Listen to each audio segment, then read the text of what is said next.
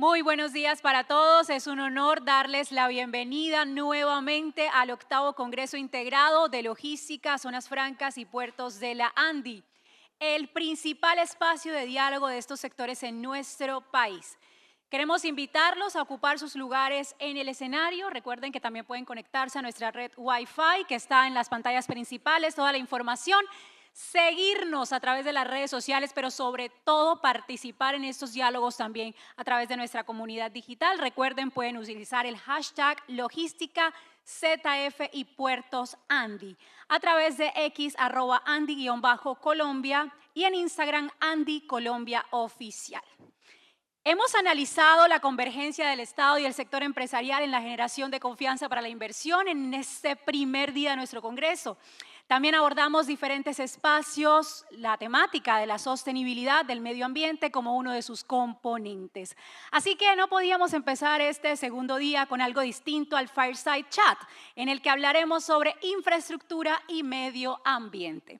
Y precisamente por eso queremos darle la bienvenida a nuestro escenario, al panel que estará en este momento desarrollándose para iniciar este segundo día. Vamos a invitar a Álvaro Rodríguez, CEO del Grupo Ventura, también a Carlos Rosado, director de Relaciones Públicas de SACRI.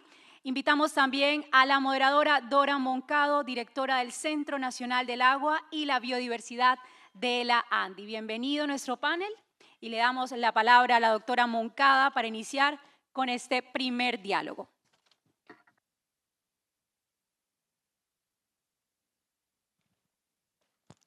Bueno, pues muy buenos días. Es un honor para mí iniciar este segundo día de Congreso conversando con Álvaro y con Carlos y con todos ustedes en torno a este tema central, infraestructura y medio ambiente. Es que cuando hablamos precisamente de estas dos dimensiones, muchas veces lo hablamos como uno por el otro, ¿no? Como una dicotomía o desarrollo o sostenibilidad, desarrollo o sostenibilidad, competitividad. Entonces, un poco la idea aquí es ver precisamente cómo conciliamos estos dos asuntos, cómo efectivamente la sostenibilidad se puede convertir en un factor también de competitividad, cómo son precisamente esas medidas habilitantes para lograr conciliar infraestructura y medio ambiente, un escenario en donde tendremos que tocar, por supuesto, impactos positivos, negativos, riesgos, desafíos, pero también oportunidades en torno a la infraestructura verde, puertos verdes y parques ecoindustriales que ya vienen abriendo un camino muy importante en términos de competitividad, pero también economía circular y contribuciones al cambio climático. Así que entrando en materia, precisamente quiero abrir este espacio, Álvaro y Carlos. ¿Qué significa infraestructura y medio ambiente? ¿Se puede conciliar conservación y desarrollo en este sentido?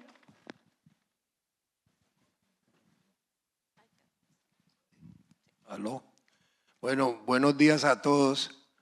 La verdad, agradecerle a Bruce y la Cámara Marítima y a Carito, gracias por siempre invitarnos a estos eventos que es la oportunidad que tenemos los empresarios de concertar con el gobierno. Obviamente, le dije a Bruce, no me pongas de primero, porque todo el mundo viene a Cartagena y todos sabemos que ya los cojo trasnochados y algunos en Guayabados. Pero bueno, el tema es supremamente importante. Obviamente, de mi parte, estoy padeciendo los rigores de lo que son las medidas ambientales, pero yo creo que esa dicotomía entre el desarrollo y la infraestructura y el medio ambiente es cosa del pasado. Es que todo proyecto portuario, vial y férreo viene con todos los estudios previos, es decir, nosotros somos conscientes como empresarios que ahora es una prioridad el tema de medio ambiente. Entonces, anteponer de que la infraestructura va en contra del medio ambiente es muy difícil, porque nosotros ya desde hace casi 18 años estamos implementando dos factores muy importantes, que es la compensación ambiental y cumplir con todas las reglas y lo más importante es que esa competencia entre las EPA y el ANLA sea definida en las regiones, porque retoman y no toman la competencia y eso lo que genera es la la discusión ambiental.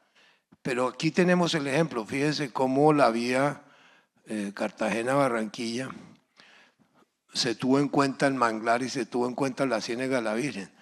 Pero desafortunadamente, si uno ve, porque nosotros somos ambientalistas y después más adelante en las otras preguntas tendremos la oportunidad de contarles los proyectos ambientales que estamos desarrollando en Buenaventura, pero da tristeza, porque fíjense, el mangle invadieron todo, no fue la vía.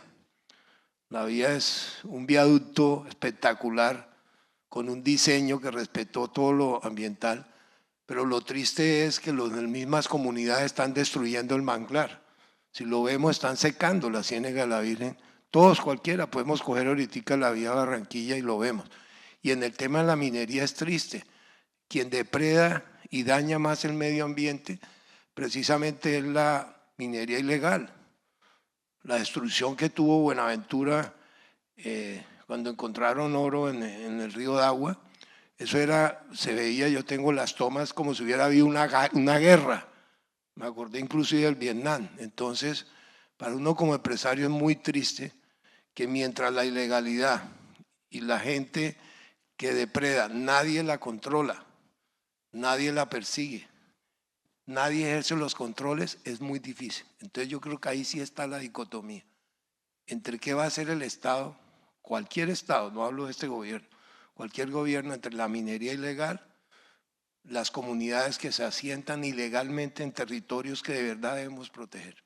Eso es lo que quiero Y ahí recomendar. cuando mencionas ese enfoque, Álvaro, pues me conecta con planeación, con desarrollo territorial y con oportunidades, y cómo precisamente la infraestructura en conjunto con el medio ambiente puede ser precisamente eso, una apuesta planificada también de generación de oportunidades, por supuesto integrando los asuntos ambientales, los asuntos sociales, pero también generando desarrollo. Y en ese sentido, Carlos, ¿cómo crear esos vasos comunicantes? ¿Hay una dicotomía? ¿Cómo lo ves desde la perspectiva también de la apuesta Canal del Dique?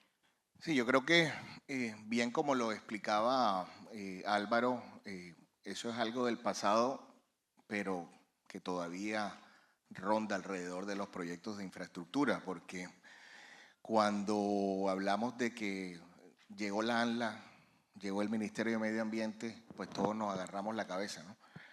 Y yo creo que esa rivalidad entre Ministerio de Transporte y Ministerio de Medio Ambiente, hablando de los proyectos, pues no de las entidades, pues que ambas son del Estado, definitivamente tiene que terminar, y nosotros como desarrolladores de proyectos de infraestructura tenemos que entender que nuestro único cliente no es el Ministerio de Transporte, sino es el Ministerio de Medio Ambiente y sus entidades.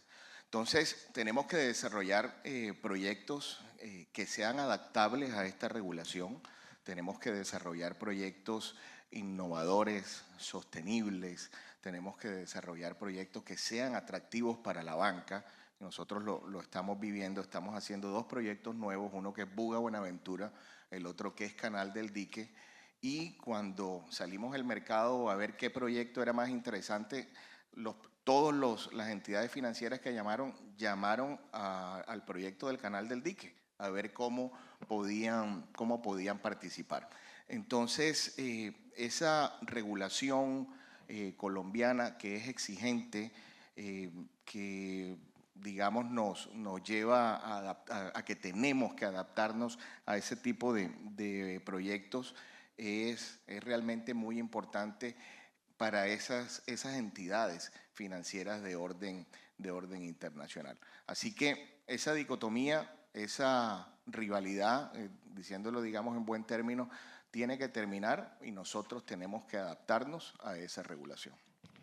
Y en ese sentido, pues precisamente el Foro Económico Mundial ha indicado y nos ha dado unas señales que a 10 años pues los desafíos y los riesgos de los negocios y de la sociedad precisamente tienen que ver con asuntos de sostenibilidad, con cambio climático, con impacto y colapso de los ecosistemas. Es decir, esto también tiene que ver con, sí, temas de regulación, sí, con temas de los mercados que ya nos dan señales hacia dónde transitar en prácticas de sostenibilidad, pero también tiene que ver con todo ese riesgo también físico y de infraestructura que pueden tener los proyectos en términos de cambio climático. Colombia es uno de los países con mayor vulnerabilidad al cambio climático, de manera que esto pues nos lleva a pensar en la necesidad también de innovar, como decías hace un momento, en los proyectos, en poder incorporar estas variables desde una perspectiva también de visión de sostenibilidad en el largo plazo, entendiendo pues estos desafíos. Y en ese sentido, Álvaro, ¿cómo están integrando ustedes desde el muelle y desde Muelle 13 y desde todas sus apuestas estas señales del mercado, estas nuevas tendencias hacia sostenibilidad, esas nuevas demandas sociales, porque el territorio también nos habla, nos da unas señales de sostenibilidad? ¿Cómo se integra eso en esas apuestas que ustedes desarrollan?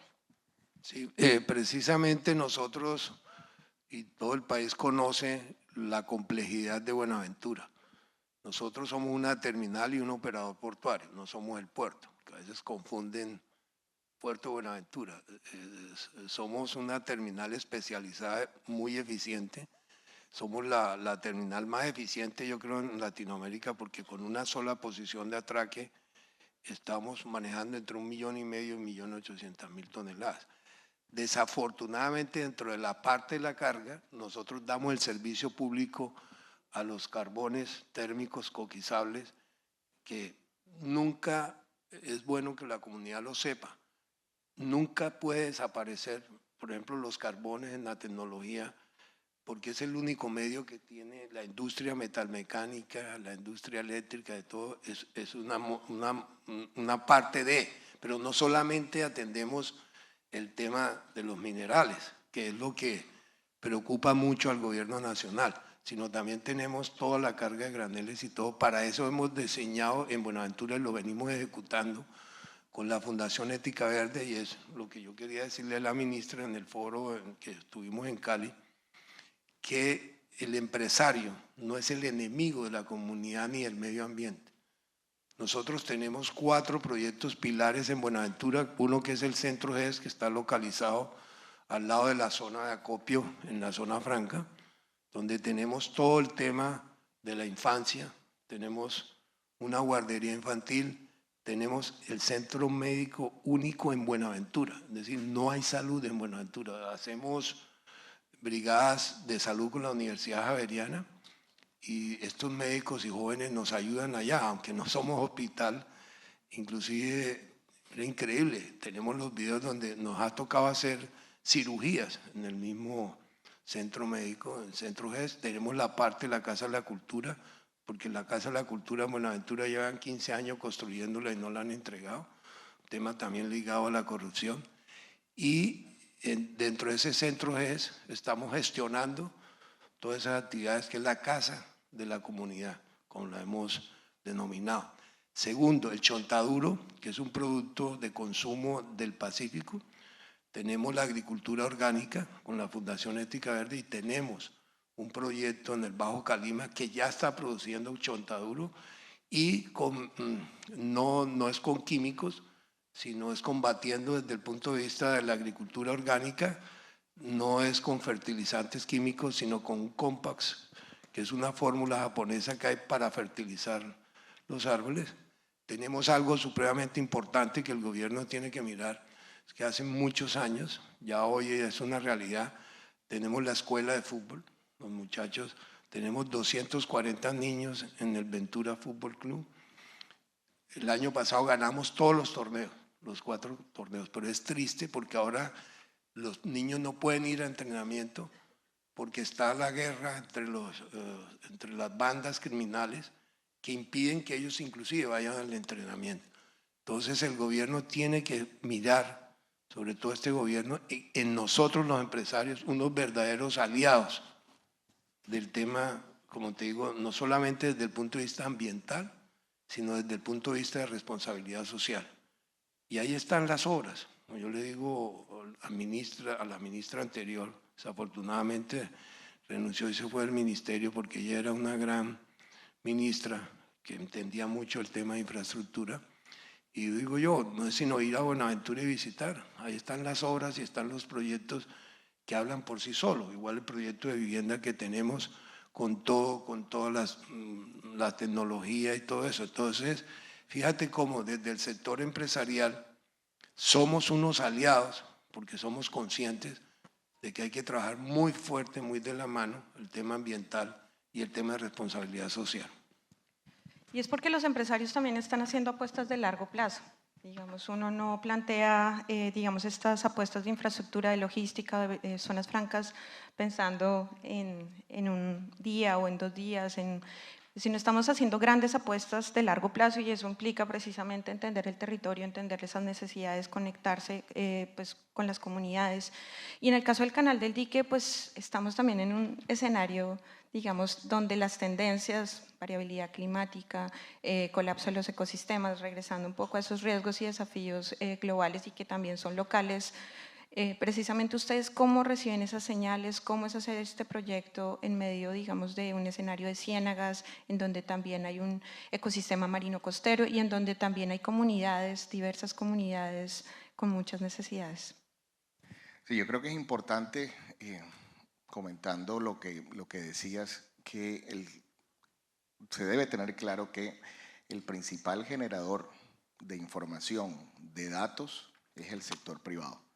Y todo eso nos permite ser predictivos en los proyectos que queremos desarrollar y hacer. ¿Para qué nos sirve eso? Por ejemplo, en el proyecto del Canal del Dique hemos tomado la data del río Magdalena de 100 años y a esta data le estamos haciendo incrementos, por ejemplo, en su caudal superiores al 10%. ¿Para qué? Cuando vayamos a operar esas esclusas en el Canal del Dique, que es un brazo artificial del río Magdalena, tengamos una información tal, no solo histórica, sino actualizada, que nos permita de mejor manera operar esas esclusas, operar esas compuertas para todas esas ciénagas que están alrededor del Canal del Dique puedan estar nutridas de manera adecuada y de esa manera restaurar el medio ambiente. Ahora, esto no es de los próximos 15 años, que es el plazo en que tenemos nuestra concesión. Esto va muchísimo más allá, pero en la medida que podamos tener la información que nos permita predecir lo que va a ocurrir hacia el futuro, vamos a tener un medio ambiente o un ecosistema, como es en particular el Canal del Dique, debidamente restaurado. ¿Y quiénes son los beneficiarios al final de esto? La comunidad. Ahí vive 1,5 millones de personas en 435.000 hectáreas de área de influencia, 18 municipios de 3 departamentos, que son al final los que van a gozar de este beneficio de que se restaure un ecosistema, porque al final comen de ahí, viven de ahí, todo lo hacen alrededor de eso, no se van a ir, no va a haber un desplazamiento de personas por un proyecto como este, así que todas esas personas son las que realmente se van a beneficiar de esas actuaciones que se articulan de manera debida con el medio ambiente.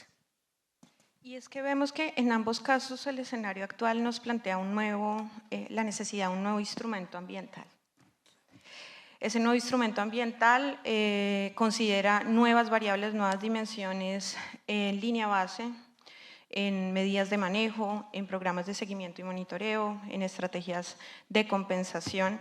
Y un poco desde esa perspectiva, planteando, digamos, esa nueva visión de instrumento ambiental con estas nuevas tendencias, con estas nuevas señales, pues cómo desde los proyectos están viendo pues esta nueva obligación o este requerimiento o este ajuste a lo que ustedes venían manejando.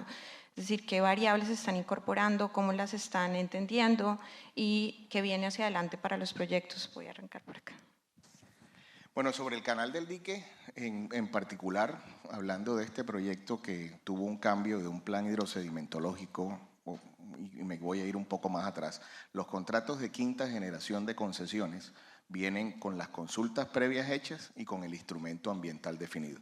Cuando nosotros firmamos este contrato, teníamos 10, 11, 12 consultas ya protocolizadas, las cuales estamos ejecutando, y teníamos un instrumento ambiental que se denominaba el Plan Hidrosedimentológico. Por decisión del Ministerio de Medio Ambiente se requirió cambiar este instrumento por un estudio de impacto ambiental que deriva en una licencia ambiental. Para la comunidad, para el entorno, para el ecosistema es mejor porque vamos a ser mucho más específicos en lo que vamos a hacer y vamos a poder medir impactos que no se estaban midiendo en el plan hidrosedimentológico. Como la definición lo dice, el plan hidrosedimentológico medía un sistema de agua y sedimentos.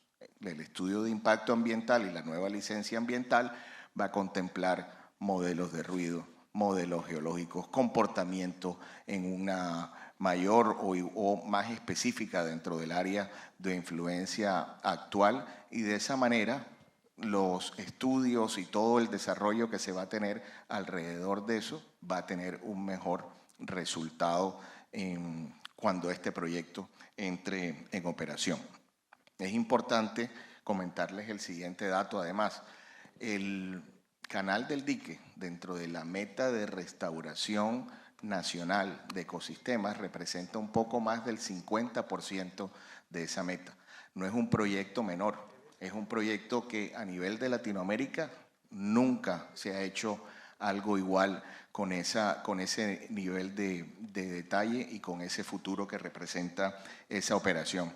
Y además, las actividades sociales que se vienen desarrollando, enseñándole a la gente que vive hoy de pescar, comer y hasta ahí termina, es, oiga, desarrolle un modo de vida, desarrolle una economía alrededor de la pesca, de la agricultura, de lo que está ahí alrededor de esas 435.000 hectáreas. ¿Qué es lo importante para nosotros al desarrollar un proyecto como este? Los tiempos de respuesta. Si la Agencia Nacional de Licencias Ambientales tiene 90 días, una vez presentemos el estudio para adjudicar la licencia, y vamos a hacer, por supuesto, es responsabilidad nuestra como empresarios, hacer un estudio de calidad que ojalá se demore esos 90 días. Esa es la manera de que nosotros nos articulamos de manera debida con el gobierno. Igual, así lo estamos haciendo con el Ministerio de Transporte y con la Agencia Nacional de Infraestructura. Estamos sentados en mesas de trabajo definiendo de manera adecuada lo contractual para poder sacar un proyecto de estos adelante. ¿Cuál es el retorno de la inversión de un proyecto como este? Es infinita.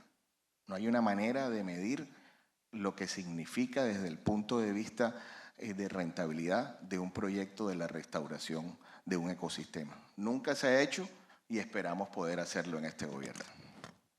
Y qué importante que menciones esas apuestas de restauración, porque para conocimiento también del público, Colombia se propuso conservar el 30% del territorio continental y marino costero, y eso es una apuesta bastante ambiciosa, es una apuesta que se conecta con el Convenio de Diversidad Biológica y que precisamente el sector empresarial puede ser el aliado de esas apuestas del país, de esas apuestas también que se trazan en sostenibilidad, y también vehículos de la restauración pueden ser un modelo de negocio para las comunidades y para generar oportunidades en el territorio. Y efectivamente, en este marco del licenciamiento, pues se incorporan nuevos elementos de estudio, de análisis de impacto, de mitigación, de compensación, que esperamos efectivamente sean evaluadas e integradas, y que muchas de estas no están debidamente definidas en la política nacional. Entonces va a ser un reto, pero también una oportunidad poder innovar en medidas en torno a este tipo de proyectos, digamos, de infraestructura y también de logística.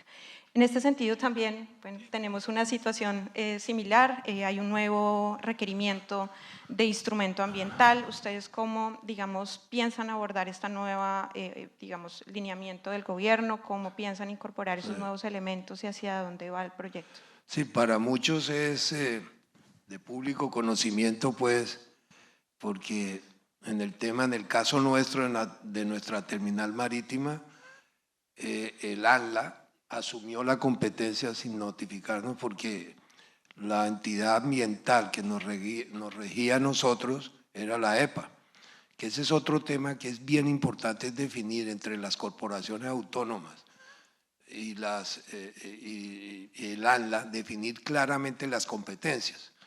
Entonces, en el caso nuestro, nosotros tenemos el plan de manejo ambiental aprobado por el Ministerio de Medio Ambiente en el año 2002 y hemos hecho todas las actualizaciones, la reciente en el 2020. Pero se tomó la decisión, por eso digo yo, tiene que tenerse normas bien claras porque a veces hay decisiones políticas que no van involucradas en la verdad del tema ambiental. Entonces nos dieron una medida desde el 2 de enero, que es la única en Colombia, que se ha dado sobre un puerto en marcha, en ejecución, con una concesión debidamente aprobada. Pasa algo similar con el canal del dique, es decir, hace 2 años firmó o más, tengo entendido, el contrato, y si el contrato y la concesión no van unidos al tema del ambiental, pues que es primero y que arranca el uno y el otro. En nuestro caso ha sido muy complejo porque la comunidad es la que se resiente. Van a dejar ya más de 140 empleos directos. Y no solamente eso, impacta la región. Buenaventura, está bien complicada. Y si le metemos ingredientes adicionales, es muy difícil. El ANLA en enero del año pasado, en un documento público que tenemos, nos dijo claramente que no era competente para el tema del muelle. Entonces la controversia, lo que yo les digo a las entidades, porque esta es una oportunidad, como digo yo, que nos da la ANDI, de poder explicar, nosotros sí tenemos las licencias ambientales. Lo que están pidiendo es una actualización del plan de manejo ambiental, que hasta ahora no nos lo han dicho. Le hemos dicho, bueno, tomaron la decisión por posibles afectaciones al medio ambiente. Y les he reincidido yo a decirle, pero cuénteme cuál es esa posible o qué es lo que estamos impactando. A hoy no me han dado la respuesta. No nos dicen qué es el impacto ambiental que estamos dando en la comunidad. Simplemente el argumento es que tenemos que actualizar el plan de manejo ambiental. Entonces lo que hemos dicho a ellos, díganos qué es y en qué tiempo. Ya llevamos 3 meses sin poder operar y obviamente las consecuencias son para el comercio exterior y para Buenaventura, porque el flete de compensación lo dan los minerales. Y ustedes saben que padecemos en Buenaventura, y es bueno que lo sepamos, no solamente el tema de la inseguridad, sino un mecanismo que se ha vuelto ya costumbre, que es los famosos bloqueos. Entonces el gobierno colombiano, cualquier gobierno que sea, tiene que pensar, y la comunidad, que ya ese medio de protesta, los efectos son muy graves a la comunidad portuaria. Y por eso nosotros, mucha carga del Pacífico se ha desviado a la costa atlántica, porque acá no tiene ese inconveniente. Allá está por cualquier colegio que no le llegó los libros o no le llegaron la comida o algo, paran. Es decir, por cualquier motivo bloquean las vías y bloquean esa vía tan importante que es entre Lobo Guerrero y Buenaventura. Y no es de ahora los bloqueos, y cada día se incrementa más eso. Entonces yo creo que esos son temas que el gobierno debe de verdad tener mucho cuidado y ayudarnos entre los empresarios y el gobierno nacional a cerrar esas brechas y esas protestas de la comunidad y atender esas necesidades realmente. Porque, por ejemplo, en el tema de pesca, que se ha sonado mucho, hay que decirle a la comunidad, la pesca en Buenaventura desapareció por el tema del narcotráfico. Nosotros tenemos los terrenos donde sí debe estar el muelle pesquero, y lo tenemos, y hay el muelle pesquero, y se lo ofrecimos al gobierno nacional para que el proyecto de pesca artesanal de verdad se haga. Pero eso es, como te digo, con una medida que es a largo plazo. Los proyectos se tienen que trabajar a largo plazo, respetando el medio ambiente, y ahí está el antiguo Copescol. Nosotros nos dieron esos terrenos en dación de pago y le ofrecimos al gobierno que los pescadores artesanales hagan allí mismo su proyecto de pesca artesanal y no pensar en una operación de pesca artesanal en un puerto industrial, donde eso es ya la DIMAR y todas las entidades le han dicho claramente al gobierno, ahí no puede haber una operación de pesca artesanal. Entonces hay que hacer también caer en cuenta al gobierno, al ministerio, a la ANI, de que hay alternativas que nosotros mismos estamos dando los empresarios, buscamos siempre alternativas de solución para las posibles necesidades del gobierno. Y ese es uno de los aportes más importantes que estamos ofreciendo, es cederles ese proyecto, y lo único que he pedido es que nos dejen a nosotros dejarlo en marcha, para que sea de verdad un proyecto a largo plazo, porque muchas cosas se entregan al sector público y no se ejecutan, que es uno de los graves problemas en Colombia, es la falta de ejecución de los proyectos que se requieren. Gracias. Álvaro, y ahí planteas pues una realidad, y es que efectivamente la evolución de los proyectos muchas veces implica actualizar instrumentos ambientales, y creo que eso no lo desconocemos. Lo importante es ver cómo conciliamos pues la sostenibilidad, la permanencia de los proyectos mientras se analizan esos escenarios también de actualización, porque los desafíos sociales y ambientales y el territorio también van evolucionando, las escalas de los proyectos, pero creo que es algo que no es incompatible, que podemos encontrar ese escenario. Y precisamente en el marco del licenciamiento ambiental hay un espacio que se llama el diagnóstico ambiental de alternativas, y me gusta que lo hayas hecho mención, porque precisamente ese es el paso que tienen que tener los proyectos. Hay que analizar un escenario diverso de alternativas, mirando costo-beneficio, digamos, de los proyectos, y desde ahí efectivamente crear una conversación. Y lo menciono también y lo relaciono con lo que mencionaba Carlos, de información y toma de decisiones basadas en ciencia, basada en información. Entonces necesitamos que todos estos proyectos se hablen y se traduzcan precisamente en información, y que sea la información a mejor escala la que nos permita pues tomar estas decisiones. Y en ambos casos yo lo que también percibo es una disposición del sector empresarial de sentarse a la mesa y conversar, de encontrar esas alternativas y de buscar esas soluciones. Y eso pues me conecta precisamente ya con una pregunta, digamos, para ir cerrando esta conversación, y es precisamente cuáles son esas medidas habilitantes, facilitadoras, nuevamente, para conciliar esos temas de conservación e infraestructura, para conciliar precisamente el desarrollo de estos proyectos, Álvaro. Otro tema bien complejo en Buenaventura, qué pena que me refiera tanto allá, aunque también operamos por la costa atlántica y en otros países. La verdad es triste porque, mire, la bahía de Buenaventura es una bahía impactada hace muchos años, es casi nuestro principal puerto y nuestro puerto. Y el tema de la legislación ambiental tan exigente con los proyectos serios impide el desarrollo de la misma comunidad. Fíjense cómo la controversia del tema del dragado de profundización del canal de acceso.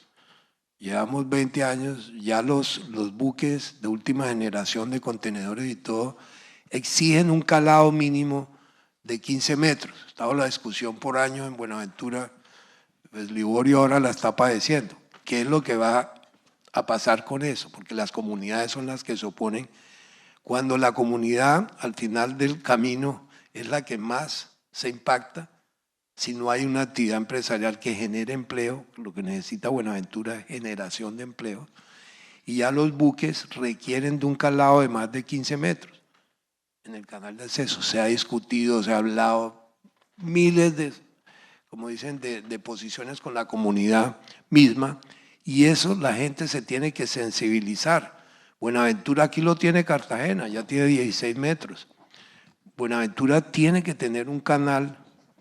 Ya hay 5 terminales portuarias, no solamente nosotros, no solamente la terminal nuestra maneja carbón, también lo maneja Aguadulce, y la sociedad portuaria, aunque no lo está utilizando, tiene una terminal también especializada para carbón.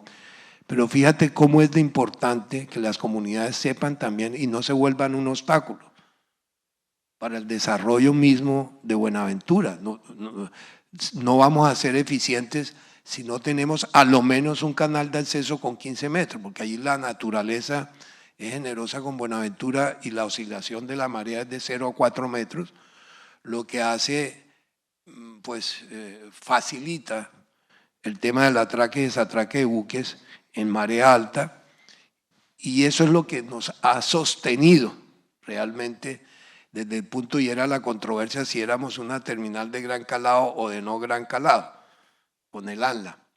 Y dijimos, no, afortunadamente la marea cuando sube, tenemos la posibilidad de atracar o desatracar los buques en marea alta. Pero es la naturaleza la que ha sido aliada de Buenaventura, pero técnicamente requerimos a lo menos de un canal de acceso de 15 metros.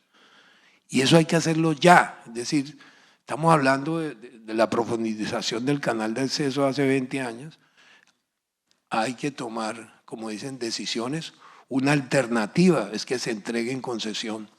Y los privados lo podemos hacer, las mismas terminales, que nos entreguen en concesión el canal de acceso. Y muy seguramente habrán soluciones. Había una alternativa, una iniciativa, Liborio, privada, que había de hacerse cargo del canal, del mantenimiento y la profundización del canal de acceso. Entonces esos son temas supremamente importantes para el país, que Buenaventura ha perdido la competitividad. Para nadie es un secreto. Buenaventura manejaba el 68% del comercio exterior en Colombia. Yo creo que ya hemos bajado al 40%, estamos, y si no menos. Y esas son las dificultades realmente que tenemos de fondo. Entonces, las autoridades ambientales, tanto el Ministerio de Medio Ambiente como el de Transporte, tienen que ponerse de acuerdo y no discutir más el tema del canal, que si es a 16, que si es a 15, que hay que hacer el estudio. No, hay que hacer el dragado del canal de acceso. Eso es supremamente importante para todas las terminales. Entonces ahí es donde hay que concretar y ser nosotros una misma solución para la bahía de Buenaventura. Bueno, reglas de juego. Resumo un poco para concretar reglas de juego para que ustedes efectivamente puedan pues, avanzar en los estudios, avanzar en los complementos que se requieran, pero que no se detenga Buenaventura y estas apuestas también de competitividad. ¿Qué otras medidas habilitantes se requieren para el canal? Hablabas de la necesidad de cumplir tiempos, de que el licenciamiento se diera pues, en el tiempo idóneo. ¿Qué otros elementos de política, de financiamiento se requieren también para que, en este caso, los proyectos de infraestructura con estas apuestas también de sostenibilidad se den en el país? Mira, un proyecto como este del canal del dique, cuando vemos el objeto del contrato, tiene 10 objetivos. Voy a mencionar algunos. Desde el punto de vista técnico, por supuesto, la conexión debe cumplirse con las conexiones entre las ciénagas que hacen parte de este canal del dique. Y como para ponerlos un poco en contexto, quienes no conocen, este canal del dique que se hace 400 años, a pico, pala, asadones, la gente a mano, miles de trabajadores, surge como una unión de las ciénagas que existen entre el río Magdalena y la bahía de Cartagena.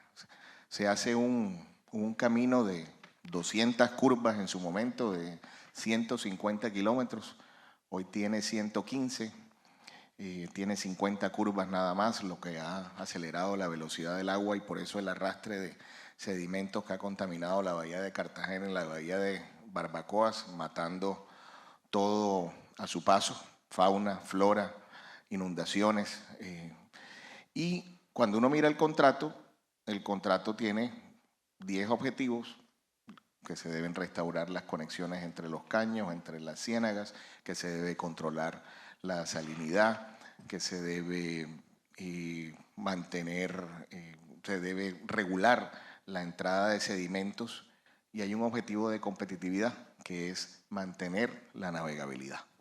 Entonces, esto es un claro ejemplo de cómo el desarrollo de infraestructura puede adaptarse al tema ambiental, a la restauración de un ecosistema sin abandonar lo que es muy importante para un usuario, el principal usuario del canal del dique, que es Ecopetrol, que es una entidad del Estado, sin abandonar la navegabilidad. Esto que estamos haciendo, este proyecto, este dragado que se viene adelantando desde el primer día, no es un dragado de profundización, es un dragado de mantenimiento, para permitir que las barcazas que antes les tocaba quedarse esperando algunos días mientras se mejoraba la profundidad, puedan hacerlo 24/7 y además tener un concesionario operando todo el tiempo cualquier necesidad que se presente a lo largo de estos 115 kilómetros. Entonces, lo que necesitamos es, por supuesto, tener ese apoyo del gobierno para firmar las herramientas contractuales que necesitamos para seguir adelante, porque aquí, como hubo un cambio de instrumento y ahora lo que se requiere es un estudio ambiental y hay una intervención de 3 ministerios alrededor de esto, Interior, Ambiente y Transporte, necesitamos estar todos de acuerdo para que esto salga adelante.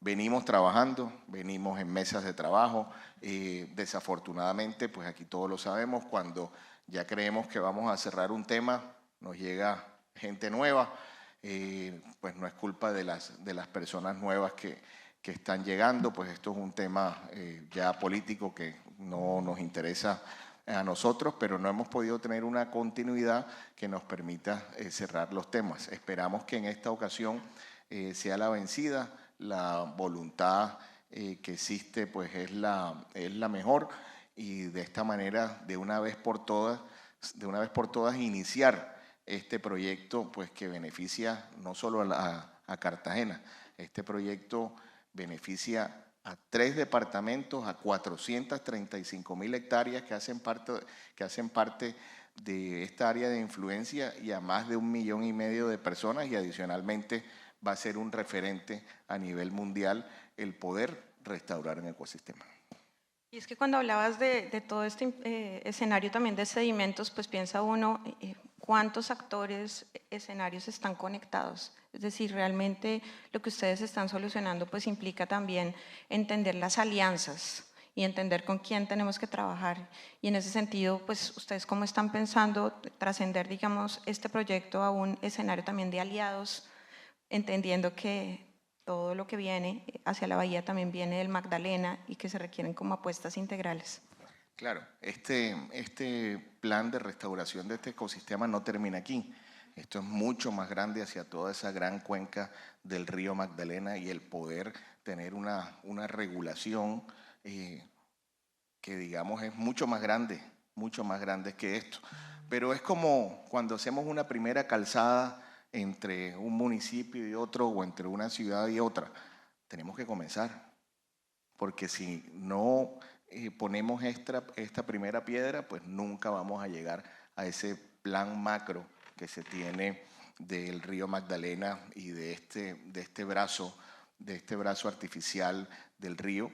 Y si no iniciamos esto, no vamos a poder atender ese plan macro. Vendrán seguramente otros concesionarios, vendrán otros actores, entre muchas entidades del Estado que tienen que ver con estos casi 1.000 kilómetros que tiene el río Magdalena, pero necesitamos comenzar. Yo creo que es muy importante sembrar este primer proyecto para poder sacar adelante el resto del plan macro. Gracias, Carlos. Y bueno, Álvaro, ¿con qué mensaje también te quieres despedir un poco desde esa perspectiva de alianzas y de poder continuar? Sí, yo creo pues el mensaje muy claro al gobierno nacional y a cualquier gobierno, independiente de la ideología que tengamos cada empresario. Yo creo que esa instrumentación de los temas ambientales no se puede constituir en un instrumento político, porque ¿quién no está a favor del medio ambiente?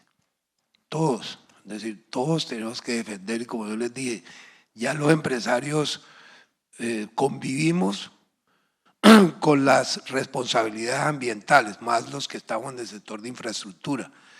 Nosotros somos conscientes y lo que hay es que instrumentalizar bien las competencias, por un lado, entre las entidades autónomas, el ANLA y el Ministerio de Medio Ambiente. En verdad también la falta de seguimiento y de cambios en las instituciones. Ya llevamos 3 ANLAs, 5 ANIs, 5 presidentes en menos de, no lleva 3 años el gobierno, cumplí 3 años. Eso impide la concertación y que lo escuchen a uno. Hay que escuchar y la concertación es bien importante. Y eso es lo que queremos dejar ese mensaje, que tenemos que sentarnos y conciliar el tema ambiental, que de verdad los empresarios, los que estamos en el sector de infraestructura, somos bien conscientes de que hay que respetar el medio ambiente, hay que compensar las medidas ambientales, pero vemos cómo, por otro lado, se destruye el medio ambiente, se acaba con las cuencas, con las ciénagas, sin que nos demos cuenta que también hay otros factores que depredan y dañan el medio ambiente. Nosotros somos un instrumento para aplicar no solamente las medidas técnicas que nos digan qué son los estudios que debemos hacer, que debemos implementar, y muy seguramente nosotros buscaremos las soluciones y los requisitos que el ANLA o el Ministerio de Medio Ambiente imponga, pero hay que decirlos y decirlos claramente, hay esto. A hoy no me han dicho cuál es el impacto, posibles afectaciones al medio ambiente que supuestamente la terminal Muelle 3 está haciendo en la comunidad. A hoy en día no me han dicho cuál es. Que yo les pregunto, bueno, ¿qué es lo que yo estoy impactando para ver qué medidas tomamos? Entonces ni siquiera en eso se tiene en cuenta para tomar una medida tan drástica como es parar una terminal, que lo que se afecta es Buenaventura y la congestión portuaria que hay es tenaz, porque hay buques en fondeo, porque dejó de funcionar una terminal que mueve entre 1.500.000 toneladas anuales y no está allí en este momento, ya desde el 2 de enero estamos cerrados. Entonces es muy importante eso, el tema de las competencias y la estabilidad de verdad de los funcionarios que tienen que ver con la infraestructura. No se pueden hacer tantos cambios en tan poco tiempo. 4 ministros llevamos, 5 presidentes de la ANI, 6 del ANLA. Entonces, eso es bien importante, que esos mecanismos, que haya una estabilidad en el tema de la burocracia a nivel gobierno, que agilice y contribuya, y muy seguramente desde el sector privado tenemos las respuestas y las soluciones en conjunto con el gobierno, sentarnos y mirar qué debemos solucionar y qué debemos mejorar, sobre todo redefinir las competencias entre las entidades de medio ambiente, entre el ANLA y las, como te digo, el EPA y las demás autoridades ambientales, que sean bien cohesionadas y bien definidas para nosotros poder trabajar en ese marco y poder generar desarrollo, generar nuestros proyectos de responsabilidad social y ayudar a la comunidad, que es lo más importante para nosotros. Y pues lo que rescato, digamos, de estos dos escenarios, digamos, de tanto de logística, de infraestructura, que hemos venido conversando hoy, es que precisamente hay una disposición, hay un interés del sector empresarial precisamente de actualizar, de mejorar, de integrar criterios socioambientales, pero sobre todo porque estamos pensando en apuestas de largo plazo, apuestas donde creemos que se pueden conciliar la sostenibilidad con la competitividad, en donde necesitamos reglas de juego claras, certidumbre frente a los requisitos, no hay, digamos, como una oposición a los requisitos, lo importante es crear esos escenarios de diálogo, de encontrar esas soluciones y sobre todo dejar de pensar un poco estos proyectos no solamente desde los impactos positivos, negativos, de los riesgos, de las dependencias, sino también desde la perspectiva de crear oportunidades. Pues excelente esta conversación y sobre todo pues toda la disposición pues de la ANDI también para encontrar junto con ustedes esas soluciones que necesita el país en infraestructura y sostenibilidad. Muchas gracias. Gracias a ustedes. Muchas gracias a todos.